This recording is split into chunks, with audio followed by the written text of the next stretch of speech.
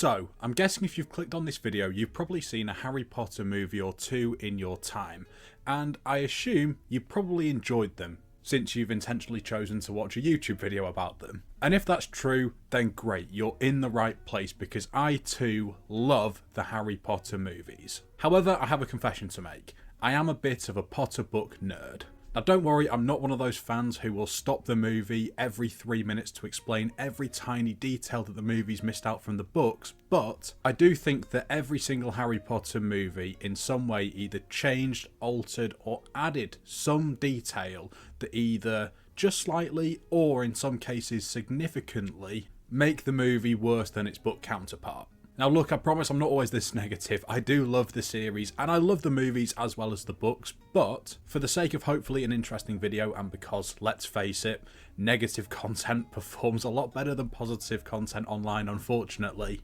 I'm going to have some fun and tell you what I think the worst thing in every Harry Potter movie is. So without further ado, please do hit that subscribe button if you're new. It really helps support the account, and I promise I'll make some nicer videos about the franchise in the future. But for now, let's get started with number 1, the Philosopher Stone, giving away the villain. One of my favourite things about the Potter series is how many fantastic plot twists and surprise endings there are throughout the books and movies. Scabbers being Peter Pettigrew, Ginny opening the Chamber of Secrets, Mad-Eye Moody being an imposter, the list goes on and on, but perhaps the best plot twist in the entire franchise is the original one, Quirrell being the bad guy in number 1. Except whilst this surprise is fantastic in the books, if you watch the movies first, you probably wouldn't be that surprised because they make it insanely obvious who the bad guy is way before the final reveal. I mean, things start off well with Quirrell, with him refusing to shake Harry's hand in the leaky cauldron. That's one of those details that if you're really switched on, maybe you could figure out that something suspicious is going on, but most people would probably just ignore it and think Quirrell's just a bit of a weirdo. But overall, that moment is fine. But it's Quirrell's reactions to, firstly, Harry not falling off his broom and dying in his debut Quidditch match, and also his reaction to the troll after everybody else has left the bathroom after the Golden Trio have taken down the troll, that really give away that his whole nervous, timid guy who's not involved in anything is just all fake. I mean, it doesn't ruin the movie at all, but come on, a little bit of mystery is never a bad thing.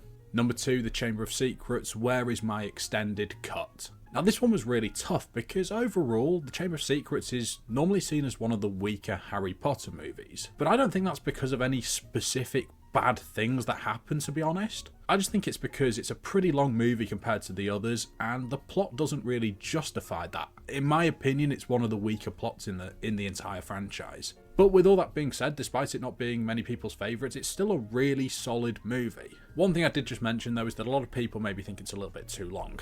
I am completely the opposite. As a massive Potter nerd, I want more content, and that's actually where the thing I think I dislike the most about this movie comes from. And that's the fact that here in the UK it bugs me that there is an extended version of the Chamber of Secrets that never seems to be the version we get access to, whether it's playing on our TV channels or if you're streaming them via Netflix. It's always the original version, and there's a whopping 13 minutes of length between the original and the extended version. Compare this with the first film, which is the only other Harry Potter movie to have an extended version. The extended version of Philosopher Stone is only 7 minutes longer, so a 13-minute increase is pretty significant. Now look, I know that not everyone is as sad as me and wants to spend that long on their sofa with a sharing bag of crisps for one watching a kids film, but still, this is my list and I'm sticking with it. And yes, I know, I could go out there and find the extended version, and I have done, but as I said before, there's just not a lot about this movie to criticise anyway because it is pretty much identical to the book. They do a very good job of not cutting many things out from the book version. So whilst it's not my favourite of the movies, I've got very little to call out. So yeah, truthfully, for that reason, this probably is my weakest suggestion on the list, so let's just move swiftly on, because I promise the rest of this list will be a lot more juicy and critical. Number 3, The Prisoner of Azkaban, not knowing the rules of their own series. Now I feel like everybody already knows what I'm going to say here, but I'll explain it anyway. One very important rule within the Harry Potter universe is that underage witches and wizards are not permitted to perform magic outside of school in accordance with the decree for the reasonable restriction of underage sorcery. So imagine the shock of most Potter fans rocking up to the cinema to watch the 3rd instalment of this series, only to find in the opening scene the protagonist of the story breaking this very important rule. And perhaps even more surprisingly, nothing is ever said about it. If you don't know exactly what I'm talking about, the movie opens with Harry trying to and successfully casting Lumos Maxima under his bedsheets back at number 4 Privet Drive. Now look, am I being a bit overdramatic here? Absolutely. It doesn't really matter, it's just a fun opening for a movie. But it is frustrating when you invest so much time and money as a fan into something like Harry Potter, only for the people who are entrusted with developing the next version of your passion to not fully understand the rules or to not care enough about the rules of this incredible thing that they've inherited. It's just frustrating, and it makes moments like when Harry gets threatened with expulsion in the Order of the Phoenix feel so much less significant because we literally saw him do this 2 years ago and nobody cared. Why are we caring so much now? Number 4, the Goblet of Fire, Dumbledore asked calmly. Okay, let's skip over this one really quickly because every Harry Potter fan ever has explained why they don't like this moment. Look, there are other negatives of the Goblet of Fire movie, of course, in particular cutting out key characters like Ludo Bagman and Winky, and they also, like in the Philosopher's Stone, give away the villain very obviously by giving Barty Crouch Jr. this weird tongue twitch thing that I just don't know why it was included. But nothing, and I repeat, nothing is worse than Albus Dumbledore physically manhandling Harry and starting to violently shake him whilst just screaming in his face only minutes after Harry's just found out that he's being forced unwillingly to compete in a potentially life-threatening tournament despite being underage. Say what you want about Dumbledore, he's not always the most loved character online, but he would never do this. And for me, this moment and Dumbledore throughout the rest of this movie, to be honest, is one of the worst book to movie character representations in the entire series. I just really dislike it. Anyway, let's just move on because we've spoken about this a million times already. Anyway, for number 5, Order of the Phoenix, undermining the prophecy reveal. Right, let's talk about that almighty thing that shapes the entire plot of this series, but at the same time, according to dead Dumbledore at King's Cross Station in the Deathly Hallows, might actually not mean anything at all.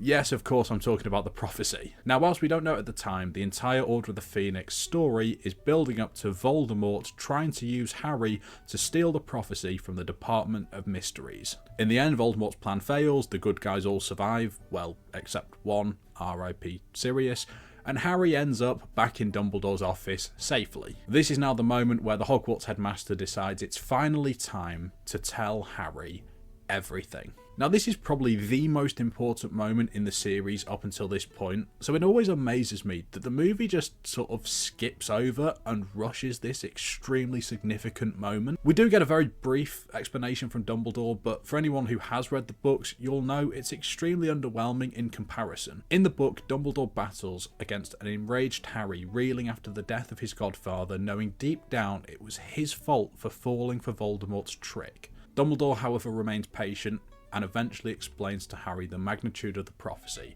and how it explains everything, from why his parents are dead, from why Voldemort attacked him as a baby, and why Voldemort continues throughout the years to try to kill Harry. Finally, once Dumbledore knows he's got Harry's full attention, he explains to Harry the most important part. Neither can live while the other survives. One day, Harry Potter must kill Lord Voldemort.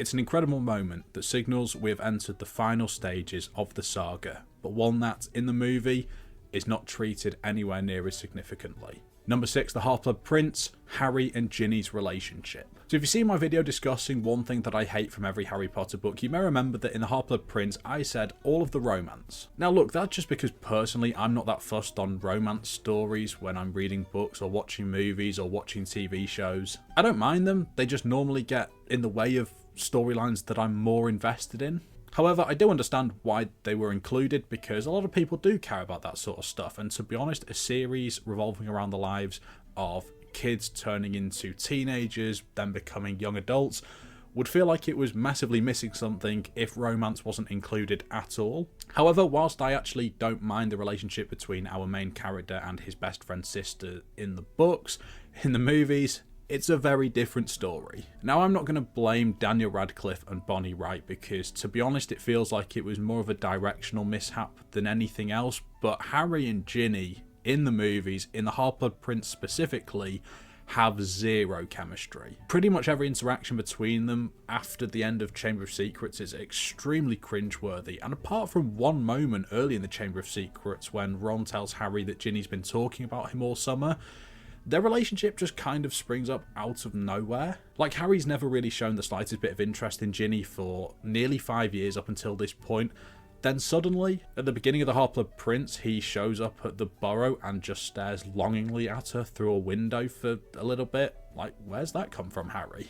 Like I said, it's not a massive thing for me because I don't care too much about romance, but I do feel sorry for the Potter fans who were more invested in the Harry and Ginny relationship, who then had to see it be absolutely butchered on screen. And overall, it is definitely a contributing factor as to why the HalfBlood Prince is my least favourite Potter movie. Number 7, The Deathly Hallows Part 1, Ron takes it too far. So there's not a lot to criticise about the Deathly Hallows Part 1 movie, to be honest. It's not that it's a perfect movie, it's very good, it's fairly uneventful, because, let's face it, it was the first half of a book where pretty much all of the action took place in the second half. But it's still really enjoyable, and I love the fact that it doesn't cut out too much stuff from the book as well. That always gets a thumbs up from me. However, it is actually an addition to this movie that I dislike the most. During Harry and Ron's infamous fallout that causes Ron to storm out and abandon the group, the subject of Harry's parents not being around anymore is raised. In the book, Ron attempts to tell Hermione and Harry that they can't understand how he's feeling, but before he can outright say anything,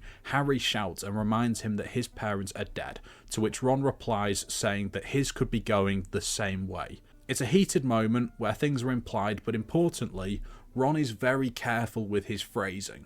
Despite his anger in that moment and the fact that he's wearing the locket, there is still a line that Ron would never cross. However, the movie decided to chuck all that out the window. In the movie, the exact words that Ron shouts at Harry are, "You have no family, your parents are dead." Now, it is a small difference because, as I've said, I do think in the books this is what Ron was implying, but importantly, he never said it. And I think that's because he knows everything that Harry has been through, all the people he's lost in his past. And given that and the strength of their friendship, I don't think Ron would ever outright say something that disrespectful to Harry, even if it's what he's thinking in the moment. And again, even though I know in the movie it is a heat of the moment thing, and obviously he still cares about Harry and doesn't truly mean to say it, but still, I just feel like it could have been left out.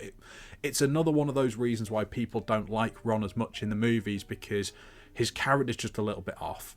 I'm just not a fan of it. And number 8, The Deathly Hallows Part 2, Changing Voldemort's Death. And to finish our list, we end off with the climax of the series, the grand finale. Harry defeating Voldemort once and for all. Now look, it's not that this scene is bad in the movie, it's just that it was so much better in the book. You had a better ending right there and chose not to use it. In the movie, Harry and Voldemort's final battle takes place outside Hogwarts in the Viaduct Courtyard. There is epic music with no talking, and when Voldemort is defeated, he fades into a million tiny pieces and is gone forever. On the contrary, in the book, Voldemort is defeated by Harry in front of everybody in the middle of the Great Hall. The entire battle stops to watch the two face off as Harry explains to Voldemort exactly why every plan he's had up to this point and his many attempts to kill Harry have all failed, and that unfortunately, his game is up. Once Voldemort has been defeated, his lifeless dead body remains still on the ground, humanizing him in front of everyone for the first time in the series. It's a sign of his ultimate failure to achieve his overall goal of immortality. It's the perfect ending. Now, unfortunately, given my age and the time the movies came out, etc., I did watch the movies before I read the books. However, had I read The Deathly Hallows and been waiting years to see this moment unfold at the cinema and been met with how they chose to close the film and Voldemort's final moments rather than the way it was pictured in the book, I would have been extremely disappointed. And that's my list. Let me know if you agree with my choices, and if not, what you would choose for each movie instead. Leave a like, and most importantly, please do subscribe. It massively helps the channel to grow. We're still on that road to 1K. Have a great day, everyone, and I'll hopefully see you next time.